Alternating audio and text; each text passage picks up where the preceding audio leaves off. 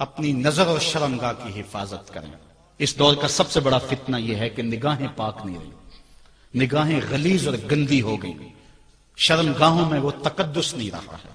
حضور علیہ السلام نے ارشاد فرمایا من زنا زنیا بہی ولو بہی تانے دارہی، جس شخص نے زنا کیا یہ عمل اس کے گھر بھی لوٹے گا اگرچہ اونچی اونچی دیواریں کیوں نہیں کر لیتا۔ یہ مکافات عمل ہے۔ گندم از گندم بروئے جو ز جو از مکافات عمل غافل مشو، گندم بو گے تو گندم کاٹو گے، جو بو گے تو جو کاٹو گے۔ نظر کو تقدس دو، نظر کو پاکیزگی دو۔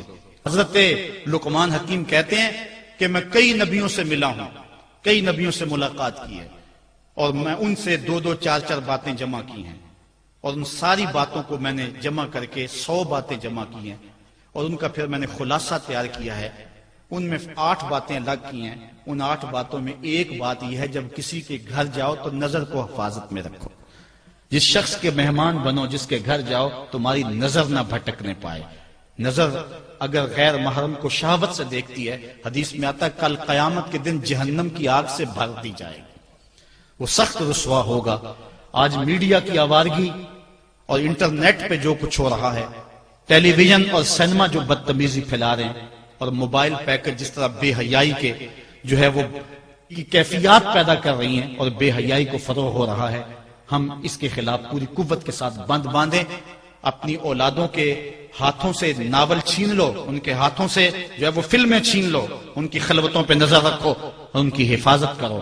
جس شخص کی نظر پاک نہیں ہے اس کے من میں طہارت نہیں آ سکتی ہے، دل پاک نہیں ہے اس کو جو ہے وہ باطن کا نور نصیب نہیں ہو سکتا۔ وائے قوم کشتائے تدبیر غیر، کارے او تخریب خود تعمیر غیر، از حیا بیگانہ پیرانے کہن، نوجوانہ چوں زنا مشغول تن۔ کتنی حکمت والی بات کہی اقبال نے۔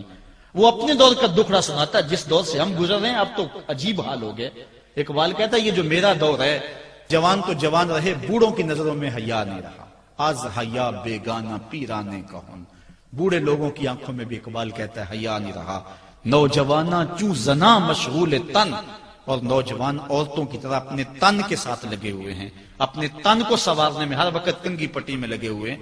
یہ مردوں کا کام نہیں ہوتا، یہ دلیروں اور بہادروں کا کام نہیں ہوتا، یہ عورتوں کے وظیفے ہیں۔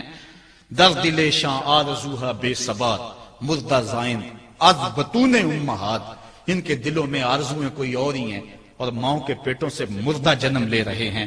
دخترانے او بزلف خود اسیر، شوخ چشموں خود نماؤ خود تگیر، اور قوم کی بیٹیاں اپنی زلف کی خود قیدی ہو چکی ہیں اور ہر وقت جو ہے وہ اپنے آپ کو آئینے میں دیکھتی رہتی ہیں۔